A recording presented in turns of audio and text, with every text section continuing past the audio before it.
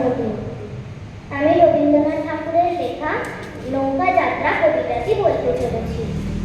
মধু মাঝি ওই যে নৌকাখানা বাঁধা আছে রাজগঞ্জের ঘাটে, কারো কোনো কাজে লাগছে না তো, বোঝাই পড়া আছে কেবল পাটে।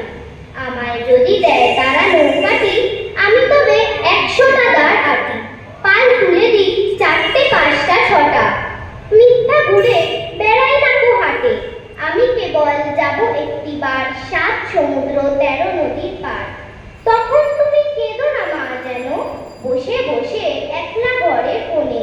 আমি তো মা যাচ্ছি না কো চলে, রামের মতন 14 বছর বনে। আমি যাব রাজপুত্র হয়ে, নৌকা ভরা সোনার মোহর বয়ে। আশুককে আর শ্যামকে নেব সাথে, আমরা শুধুই যাব মা 3 জনে। আমি কেবল যাব একটিবার 7 সমুদ্র 13 নদীর পার। ভোরের বেলায় দেব নৌকা ছেড়ে, দেখতে দেখতে কোথায় যাব ভেসে। দুপুর বেলা তুমি পুকুর ঘাটে, আমি তখন নতুন রাজার দেশে। পেরিয়ে যাব 3 পূর্ণিমার ঘাট, পেরিয়ে যাব তেপান্তরের মাঠ। ফিরে আসতে সন্ধে হয়ে যাবে, গল্প বলবো তোমার কোলে বসে। আমি কেবল যাব একটিবার 7 সমুদ্র 13 নদীর পার। নমস্কার।